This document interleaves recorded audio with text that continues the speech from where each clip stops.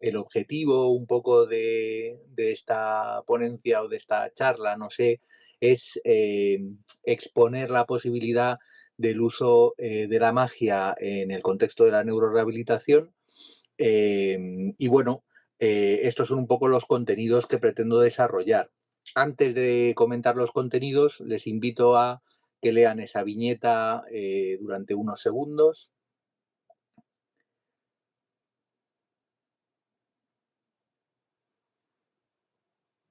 Bueno, pues hay una mínima muestra de cómo se puede incluso hacer magia en cómic, ¿no?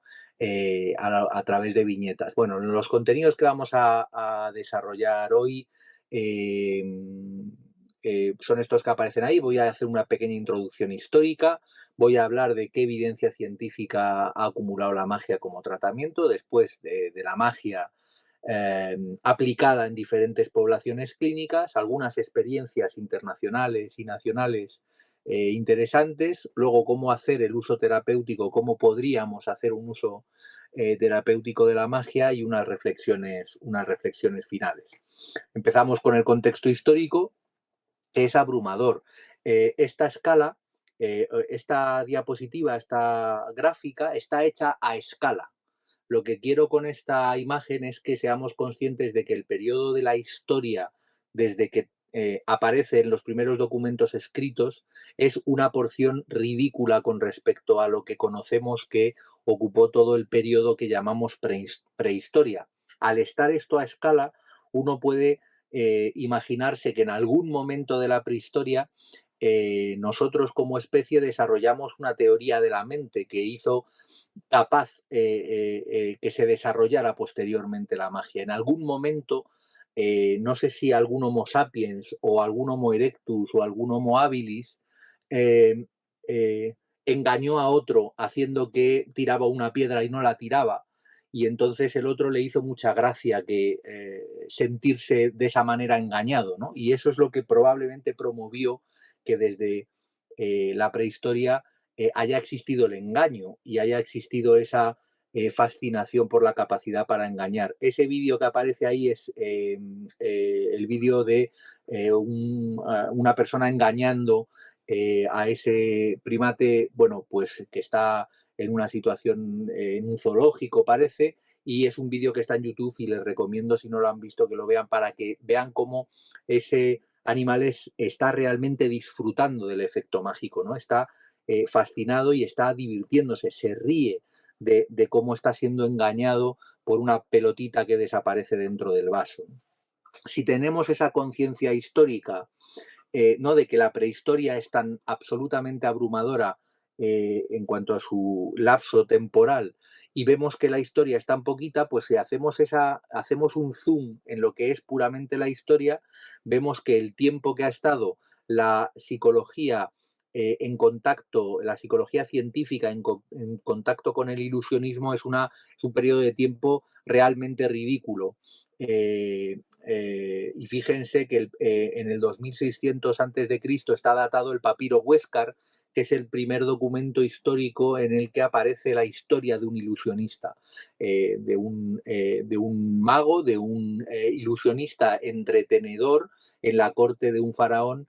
eh, y fíjense que hay 2600 años hacia atrás de Cristo y ahora solo estamos en el 2022, de manera que hay mucha más historia hacia atrás de Cristo que hacia adelante y muy probablemente, como he comentado, la historia de los primeros engaños con el fin de entretener, pues probablemente sea de muchos y muchos siglos anteriores, ¿no? El caso es que la magia siempre ha convivido con esas dos perspectivas, ¿no? Una magia como entretenimiento, que ya aparece en el 2600 antes de Cristo, ¿no? Una magia como un arte para ilusionar y que se ha desarrollado hasta las fechas actuales en las que tenemos magos que actúan en teatros, en televisión y que tienen esa finalidad de ese desarrollo artístico, ¿no? Del entretenimiento.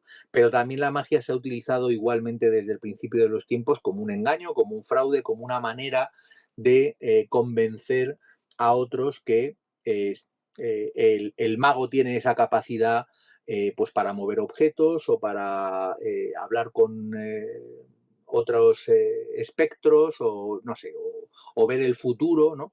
Ese tipo de capacidades igualmente y se han desarrollado prácticamente en paralelo, como voy a comentar a continuación. Eh, si nos vamos al principio de la magia moderna, vamos a decirlo así, nos tenemos que desplazar más o menos hasta finales del siglo XIX, cuando Robert Houdin abre en 1845 su teatro en París. Ahí la magia era casi indistinguible de la ciencia porque en realidad muchos de sus efectos eran autómatas, él utilizaba ilusiones ópticas que luego la Gestalt se encargó de documentar, es decir, utilizaba elementos puramente científicos puestos en el escenario con una finalidad eh, eh, entretenedora, ¿no?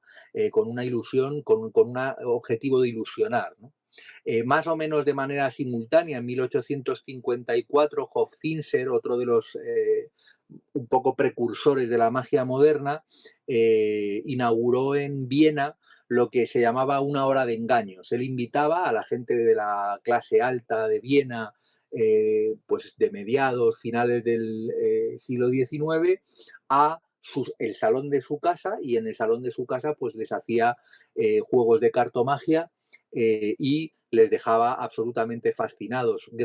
Hay muy poca documentación sobre el trabajo de Hofzinser porque su viuda quedó encargada de quemar todos sus documentos para que no quedara nada de su magia, pero gracias a que era tan famoso en Viena hay muchos documentos eh, de periódicos y de prensa que documentaban lo que hacía, hasta el punto de que disponemos de los 18 problemas de Hofzinser, que son los 18 efectos que él parecía hacer en su espectáculo y que a día de hoy siguen siendo el objetivo de muchos cartómagos, ¿no?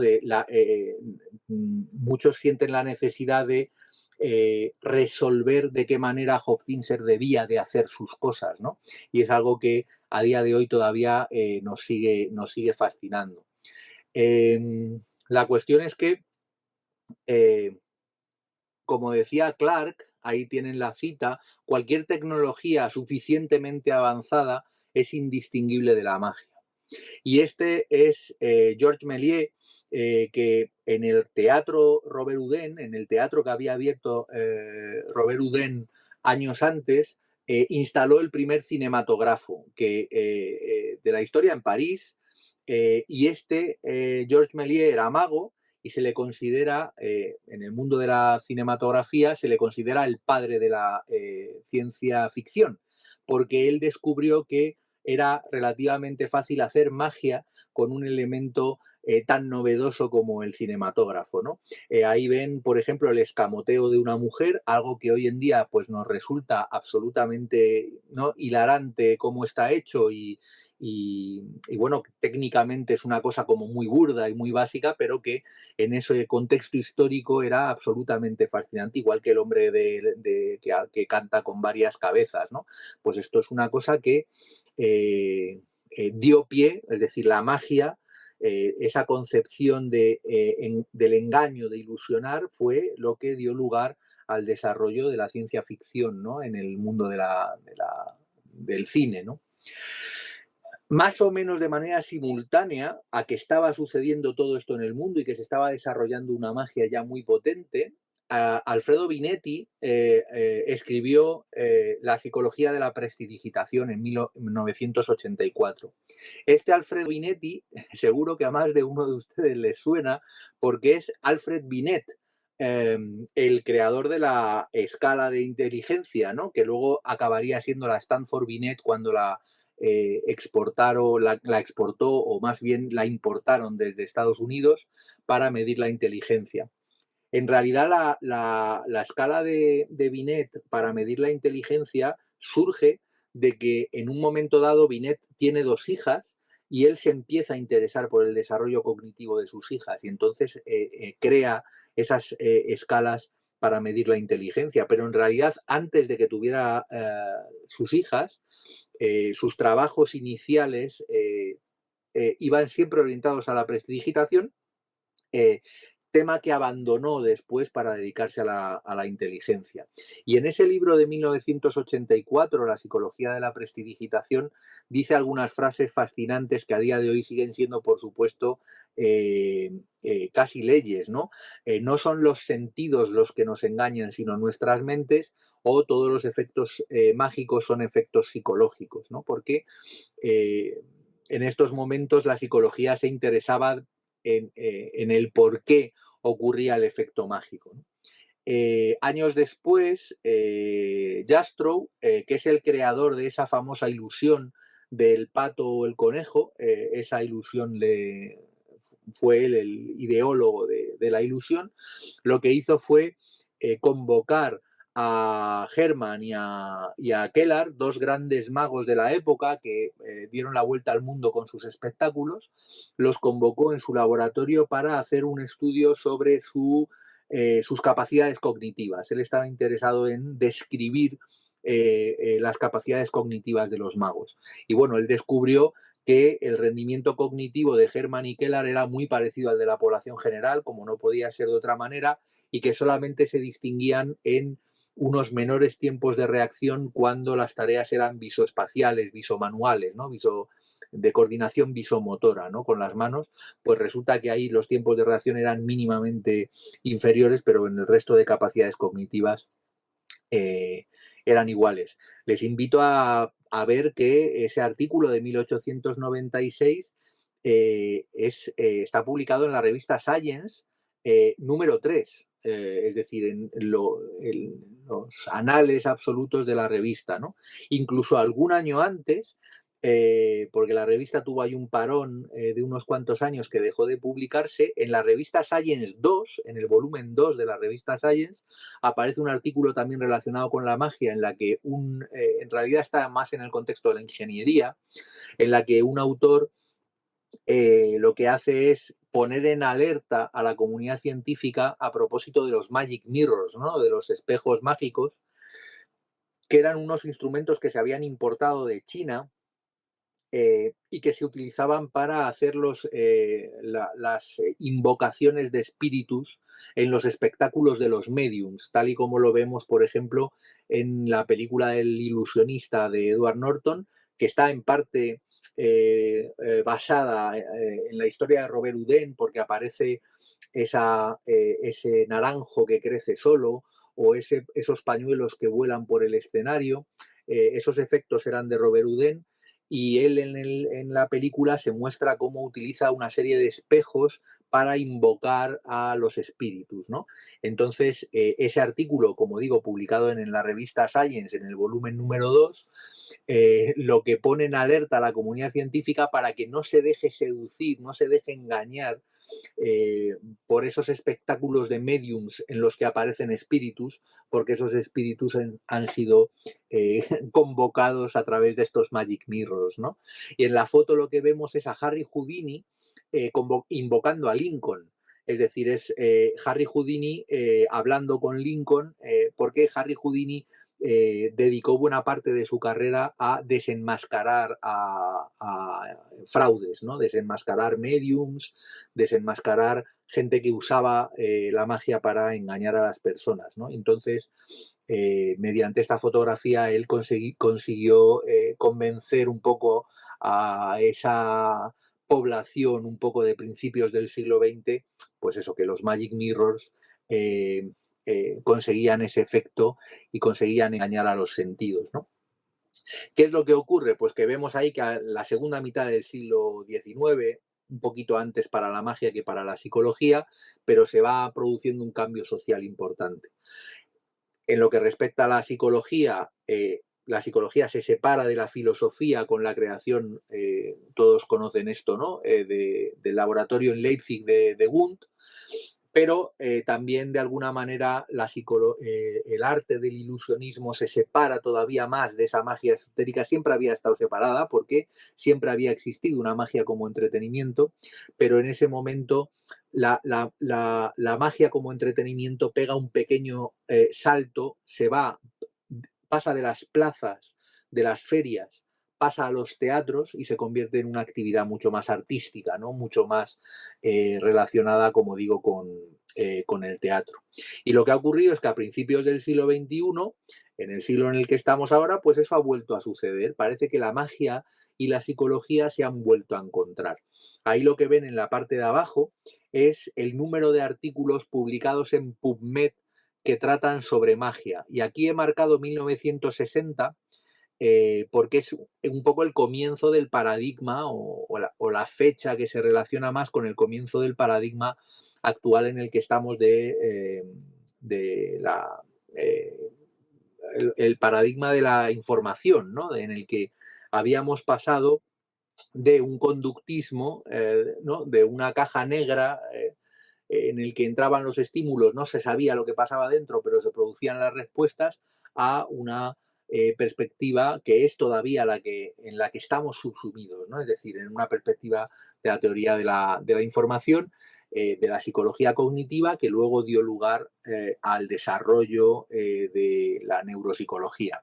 En este contexto histórico es en el que estamos ahora, estamos en el contexto histórico en el que es posible hablar de una psicología del ilusionismo porque ahora tenemos herramientas para hablar de ella. Hablamos de atención, hablamos de memoria, hablamos de lenguaje, de percepción y de procesos cognitivos que en última instancia son los que el mago es capaz de hackear.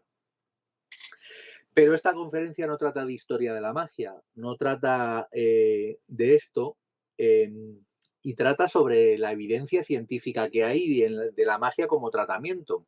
Y entonces cuando Íñigo me invita a dar esta charla, yo me pongo a buscar, entro en PubMed, busco Magic Trick, ahora explico por qué hay que buscar Magic Trick, sin filtro de tiempo, y le pido solamente los ensayos clínicos, los metaanálisis y las revisiones sistemáticas, con la intención de hablar de verdad de una magia basada en la evidencia, ¿no? De una intervención con la magia basada en la evidencia. Y lo único que aparece en PubMed son 2 artículos de dentistas.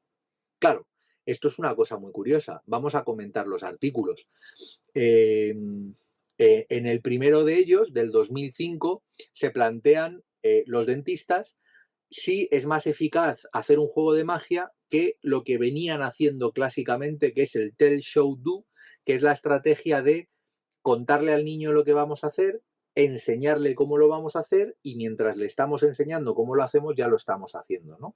El tell, show, do es la estrategia que se ha utilizado siempre en dentista pediátrico para hacer sus intervenciones, ¿no? Y entonces lo que encuentran en este trabajo, que es un ensayo clínico, es que se sientan más rápido en el sillón, se hacen más cantidad de radiografías y cuando se aplican escalas propias de los dentistas, como en esa escala de Frank, tienen un comportamiento más cooperativo.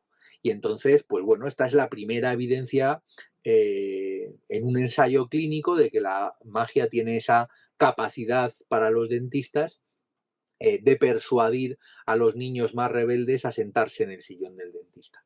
El segundo ensayo clínico es del 2020 y lo que hicieron fue, pues en una gran muestra igualmente de niños, valorar si aplicar trucos de magia o un juego dental, un juego para móvil en el que hay que hacer unas cosas con unos dientes que se mueven y no sé qué, pues sí es más eficaz que el clásico Tell Show Do que hace de grupo control, ¿no? Y lo que encuentran efectivamente es que los trucos de magia y los juegos para móvil pues son superiores en cuanto a el Tell Show Do a la hora de que los niños colaboren con el dentista.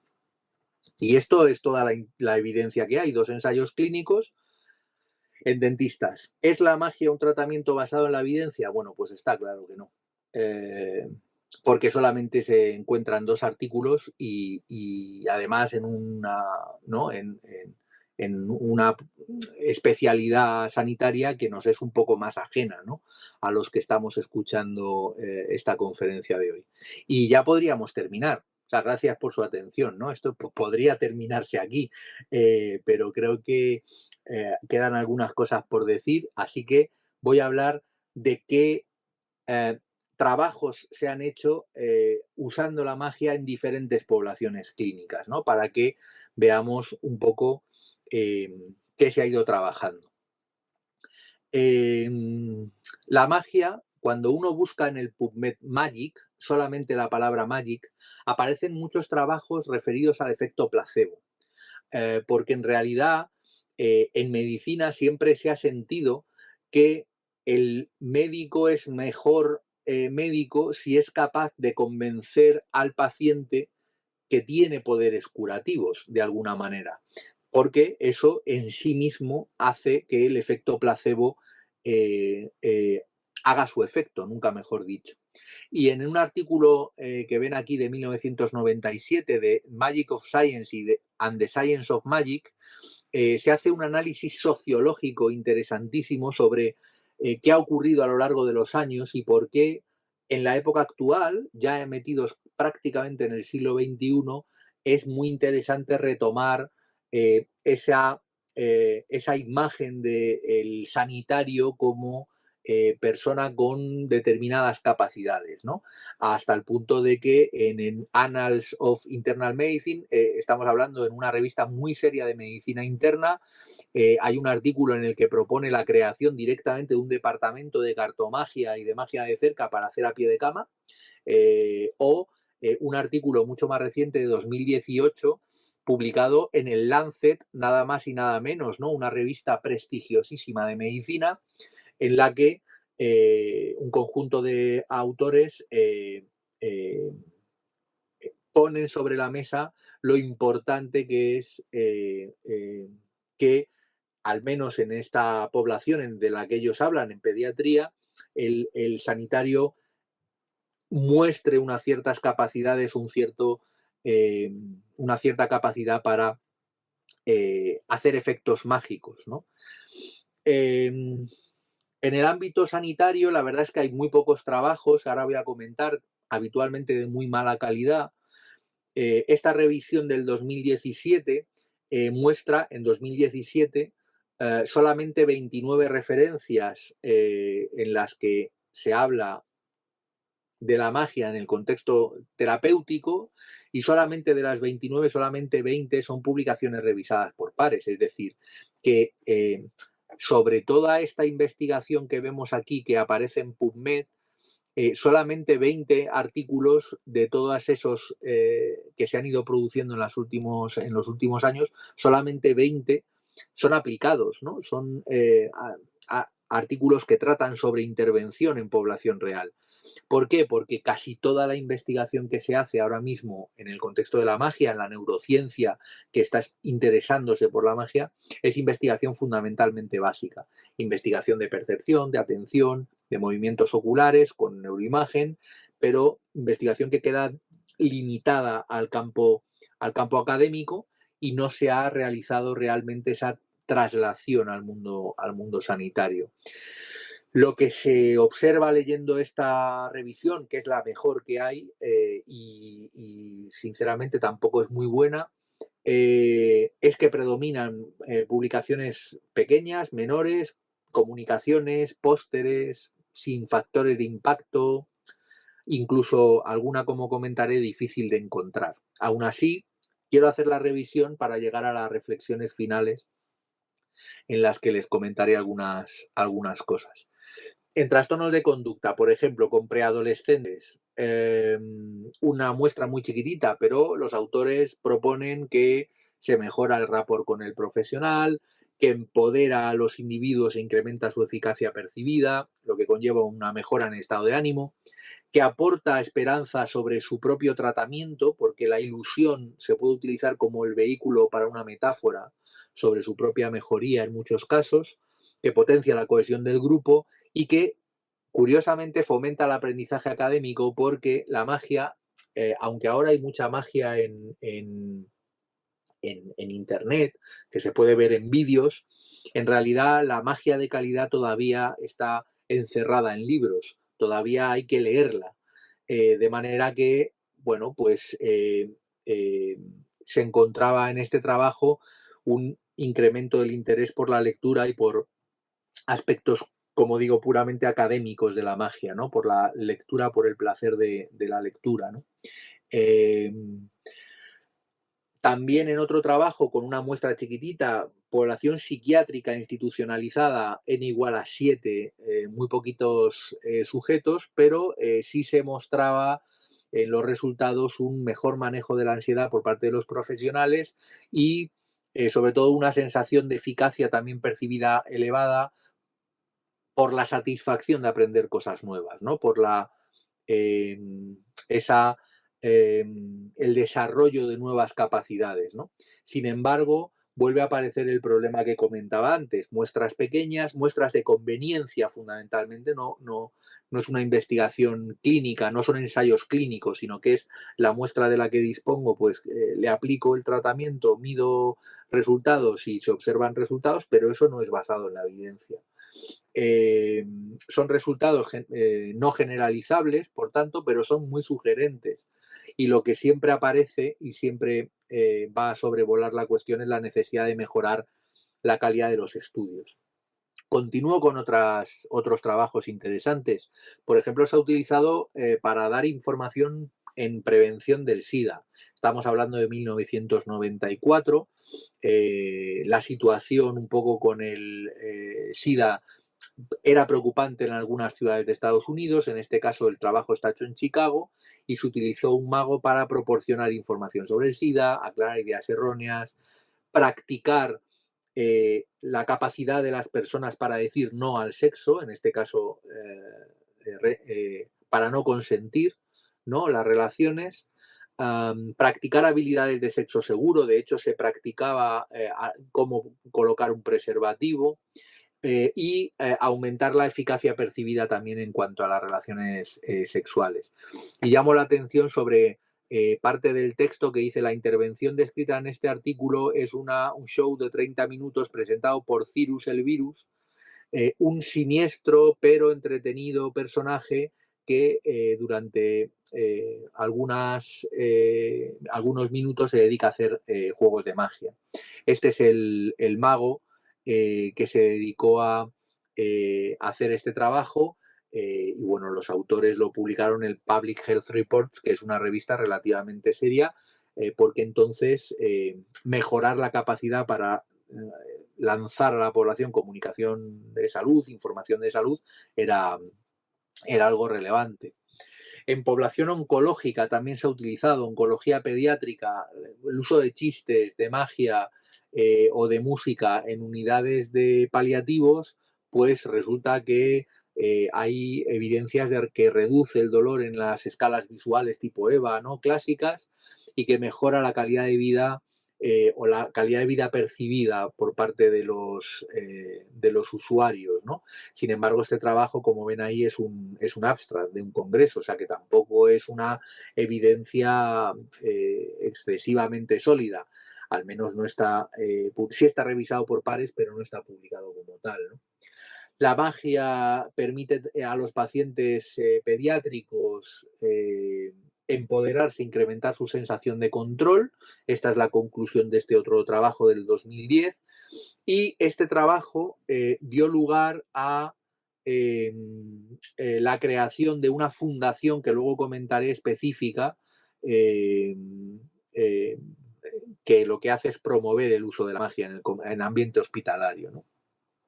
Este último trabajo, 96 niños que estaban en intervención psicológica en la unidad de oncología, de los cuales 30 de ellos recibieron además magia, con diferentes objetivos, como vemos ahí. Dicen 15 casos para apoyar la comunicación, en 9 casos como puro entretenimiento, en 2 casos como terapia física, es decir, con diferentes objetivos, lo cual ya introduce un cierto problema metodológico en el trabajo, pero bueno, como ven es una comunicación breve. que lo que encuentra es más de lo mismo. Encuentra que es útil para proporcionar apoyo en la comunicación y que mejora muchísimo la adhesión al tratamiento, sobre todo, que los niños parece que eh, tienen menos problemas para ir al hospital a recibir tratamiento si lo que va a suceder allí está relacionado con la magia. Este trabajo es muy interesante, es el único que he encontrado en esta línea y creo que los autores, no sé si han abandonado la línea de investigación, porque es un artículo del 2014, pero es muy interesante lo que dice. En el trastorno del espectro del autismo, sabemos que existe un rastreo visual aberrante, ¿no? Se hace un rastreo visual que no es adecuado y lo que ocurre, lo que hicieron en este trabajo fue eh, mostrar un efecto de magia, se comprobaba con el eye tracker que el rastreo visual era aberrante en el grupo de autismo frente a los controles y lo que se encontró fue, lo que hicieron los investigadores fue decirle a los participantes dónde había ocurrido el truco, es decir, en qué momento había sucedido el efecto, y de esa manera, cuando volvían a ver el efecto, el grupo de autismo mejoraba su rastreo visual.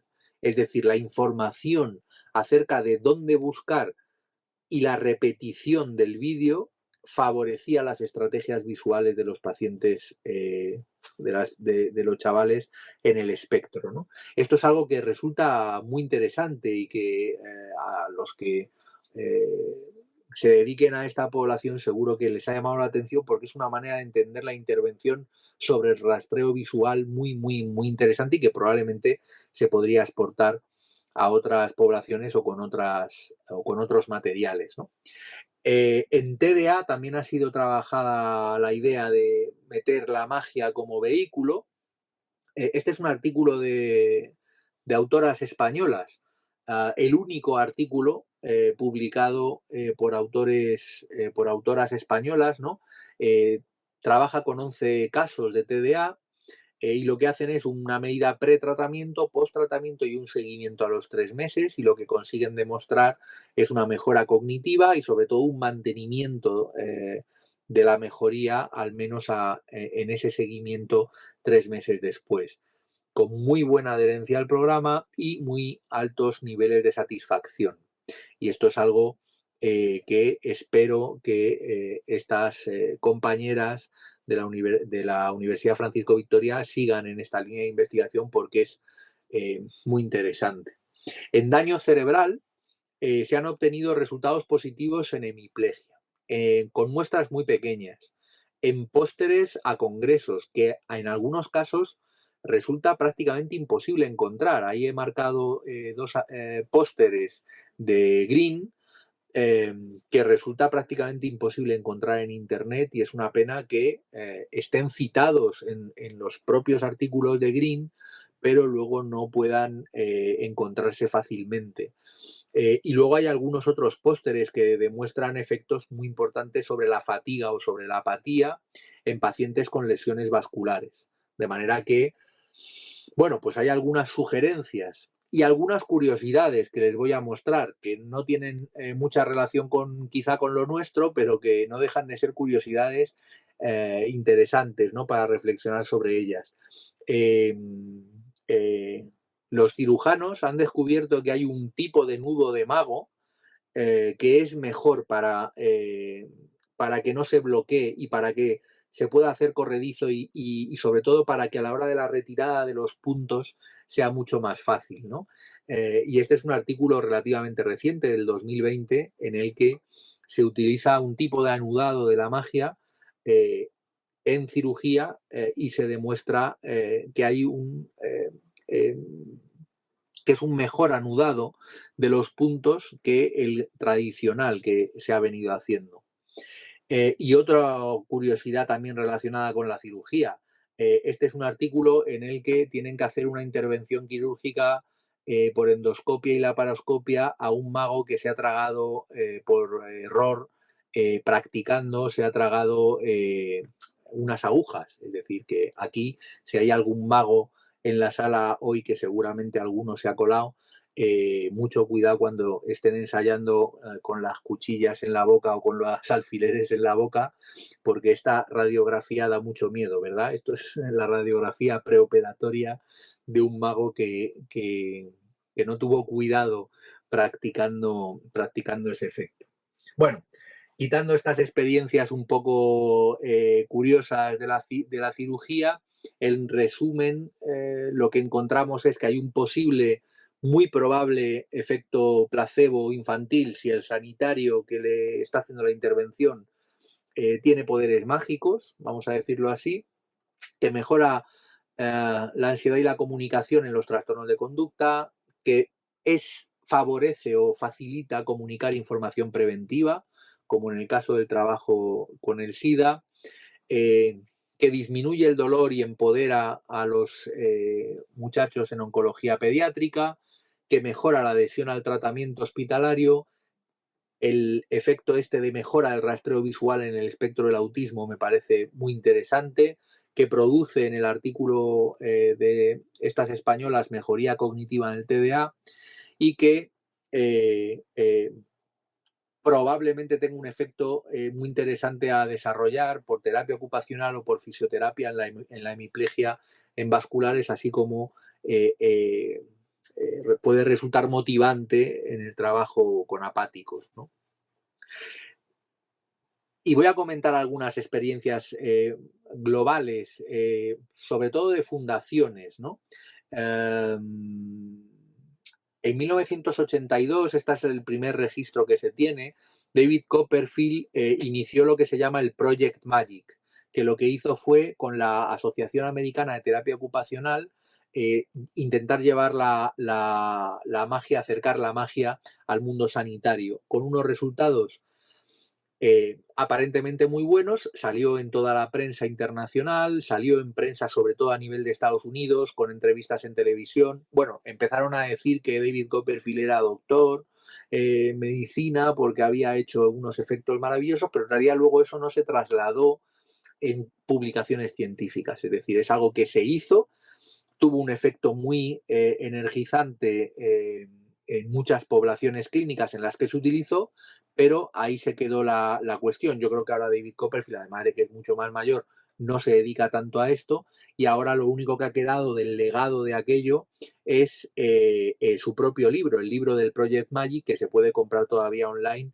a un precio de 38 euros, que parece caro, pero en realidad en el mundo de la magia los libros son muy caros siempre y en realidad no es un libro especialmente caro. En Inglaterra, Kevin Spencer en 1984 empezó a hacer el Healing of Magic, ¿no? La curación de la magia, ¿no? Y le pasa un poco lo mismo que le pasa a David Copperfield. Este Kevin Spencer es también un mago profesional que abre esta línea con una fundación, trabaja en muchas poblaciones clínicas, hay múltiples testimonios, cartas de recomendación de hospitales, es decir, en todos los lugares en los que se desarrolló el programa, las impresiones de todo el mundo, de los gerentes de los hospitales, es decir, los niveles de satisfacción son gigantescos, todo el mundo está contentísimo, pero al final eso no se traduce en investigación científica y por tanto no se puede eh, eh, trasladar, ¿no? No se puede generalizar porque pues siempre queda la duda de si eso ha ocurrido en ese contexto histórico específico y que no, el hecho de que haya funcionado allí no significa que vaya a funcionar siempre. Hay otras experiencias como el Magic 8, que es una organización sin ánimo de lucro que lo que hace es formar a los profesionales sanitarios para ser magos. Y de alguna manera en Estados Unidos hay muchos hospitales adheridos a este Magic 8 en el que magos profesionales enseñan a los sanitarios pues pequeños efectos para poder hacer a pie de cama o este tipo de cuestiones y está también muy bienvenido y muy bien acogido en Estados Unidos. Y hay muchas otras fundaciones, la Open Heart Magic que he comentado antes, A Moment of Magic, The Magic Foundation, todas estas son fundaciones inglesas o norteamericanas destinadas a trasladar la magia a los hospitales. pero, repito, ninguna de estas experiencias basadas en fundaciones o en ONGs se traduce en investigación científica de calidad. Es decir, al final ocurre como pasa en España. Nosotros aquí en España tenemos la Fundación Abracadabra, que ahí ven el plantel de magos que ha trabajado en algún momento para Abracadabra. Aquí hay premios mundiales de magia, hay muchos premios nacionales de magia. Es decir, en ese listado de gente hay gente muy famosa, hay gente muy potente, que claro, lo que ha hecho ha sido llevar a un hospital en un momento dado, pues a una unidad de psiquiatría, a una unidad de oncología, a una unidad de neurología, de geriatría, ilusionismo, pero al final no se ha traducido en investigación porque no tiene orientación por la investigación. Es sencillamente que magos profesionales acudan a ámbitos sanitarios sin ánimo de lucro para ofrecer sus servicios como magos, pero no con una finalidad puramente terapéutica, sino con una finalidad por, la mera por el mero entretenimiento, diríamos, ¿no? Luego hay otras experiencias. Yo mismo he intentado con Agustín Leal llevar a diferentes fundaciones aquí en Madrid la posibilidad de hacer talleres de magia. Él lleva muchos años haciendo talleres de magia en geriátricos, en población institucionalizada, con unos resultados excelentes. Probablemente Agustín esté escuchando esto en directo y probablemente luego pueda comentar algo si quiere a través del chat. Sería magnífico. Entonces, yo he intentado, como digo, ir con Agustín a diferentes fundaciones, a diferentes hospitales, servicios, asociaciones de pacientes para intentar hacer investigación de calidad y la verdad es que no lo hemos conseguido. También Agustín Leal con el doctor Oriol Franch de la Ruber Internacional, que han promovido la inserción de investigación sobre los efectos terapéuticos de la magia en residencias y la verdad es que todos hemos fracasado a la hora de conseguir, por un lado, financiación y por otro lado, colaboración por parte de los profesionales. Porque parece que aquí, en España, no ocurre como en Estados Unidos, en los que los sanitarios van a formarse como magos porque resulta que saben que funciona, sino que aquí parece que se meta un mago en la terapia, pues se ve con un cierto rechazo y de alguna manera, a pesar de que tenemos la intención, tenemos los medios, tenemos el programa, tenemos prácticamente todo montado, pues en realidad luego eso cuesta trabajo trasladarlo a la investigación, de manera que entiendo que esa carencia por investigación de calidad que comentaba antes proviene en parte por esto, ¿no? Por un problema de financiación y también por un problema de colaboración por parte de los profesionales. Espero que esta conferencia sirva para abrir un poco la mente, ¿no? Y que la colaboración en ese sentido sea mayor, ¿no? ¿En qué consiste esto? La intervención no consiste en ver un mago haciendo magia, ¿vale? Esto es una cosa importantísima.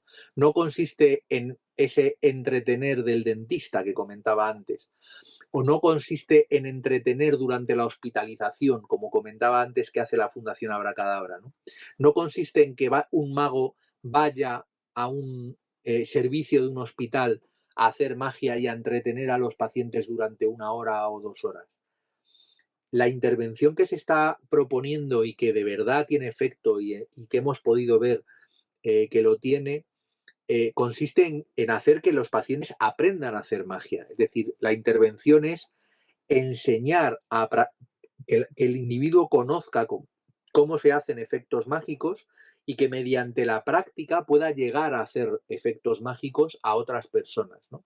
Eso eh, eh, tiene que quedar muy claro, porque si no podemos tener la sensación de que existe una especie de neuromagia o de magiaterapia. Por favor, no pretendo en ningún caso instaurar esos conceptos que creo que son ridículos y que menoscabarían lo que estoy diciendo. Lo que estoy diciendo es que se puede utilizar la magia como herramienta, como vehículo para motivar en rehabilitación cognitiva y física, eh, porque sabemos que promueve aspectos emocionalmente muy saludables en los individuos.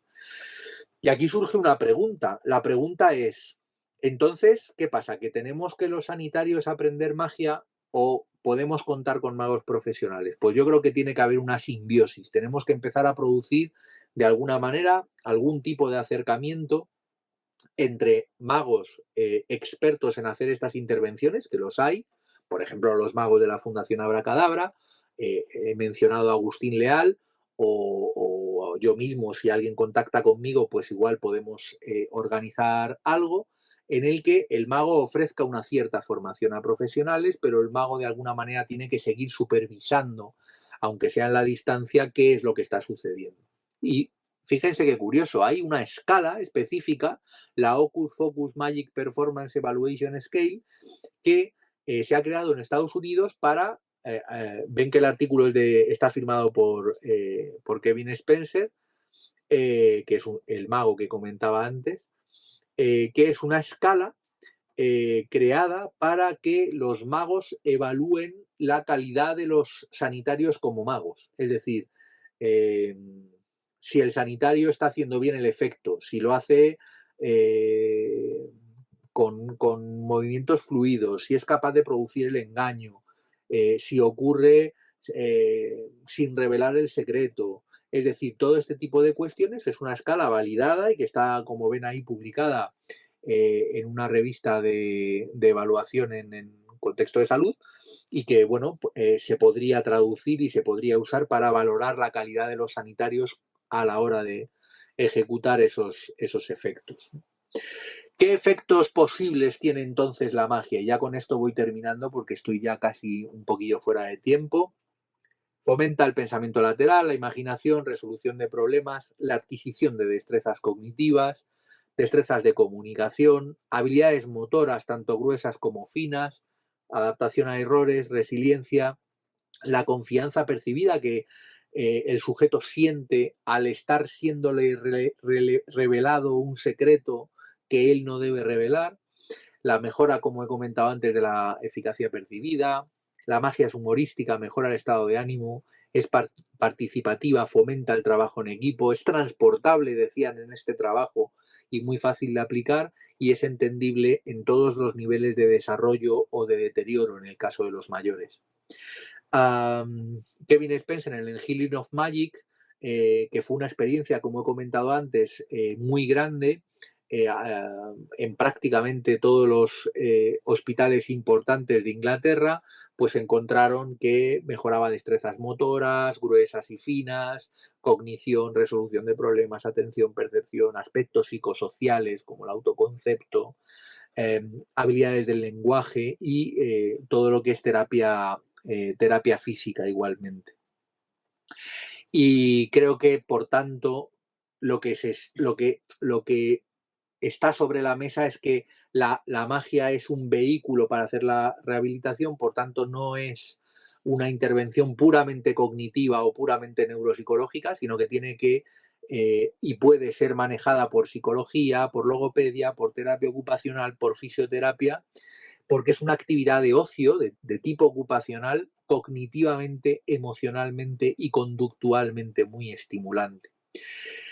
Y a los que la practicamos y a los que empiezan a practicarla, les sitúa en la cúspide de la pirámide de Maslow, porque realmente es una actividad tan intelectualmente estimulante que fomenta la autorrealización del individuo y es algo que en el contexto del daño cerebral, en el contexto de las demencias degenerativas, es algo que probablemente hayamos descuidado, habiéndonos centrado demasiado en aspectos puramente formales como la mejora de memoria o la mejora de la atención y hemos desatendido otros aspectos de la autorrealización de la persona y del sentido de la vida de la persona que son muy potentes. Voy a las reflexiones finales. El uso del ilusionismo como vehículo para la rehabilitación cognitiva, emocional y física puede tener efectos muy importantes y duraderos en la vida de los pacientes, puesto que una vez el paciente hipotéticamente rehabilitado y dado de alta va a seguir manteniendo esas habilidades y probablemente si se ha dejado morder por la víbora, ¿no? Por la serpiente de la magia, pues probablemente siga estudiando magia el resto de su vida, como nos ocurre a muchos. Eh, Hay muchas experiencias previas que lo sugieren.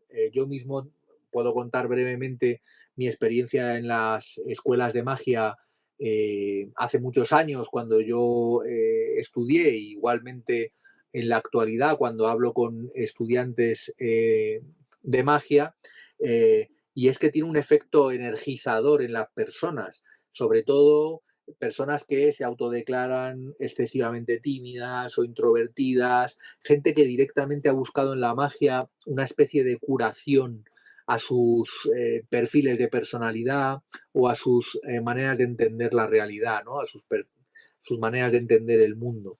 Y el mundo de la magia es, es, es, es muy cohesivo, es decir, las reuniones de magos son muy frecuentes, hay una vida emocional muy importante cuando uno se deja, como he dicho antes, seducir por el mundo de la magia.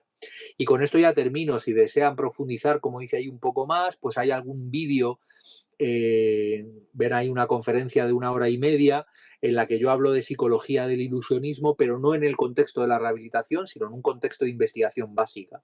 Entonces, si alguien pues quiere profundizar un poco más en el tema, ese es el vídeo que está colgado en mi canal de YouTube, en Logicortex Neuropsicología, y creo que es un vídeo relativamente reciente, de este 8 de febrero, y les puede quizá interesar, si les interesa profundizar un poco más, y si tienen dudas o cualquier cuestión que quieran pues introducir a lo mejor la magia en sus equipos o en sus centros, pues pueden contactar conmigo a través de ese correo electrónico, y podemos intentar ver cómo introducir la magia en sus servicios y a la vez intentar hacer algunos trabajos, si es posible, de investigación para seguir documentando y seguir mostrando evidencias o experiencias a favor del uso de la magia como herramienta terapéutica. Y eso es todo lo que quería contarles, así que muchas gracias por su atención. Ahora sí que ha terminado la conferencia y bueno, quedo a su disposición ahora para las preguntas que puedan surgir.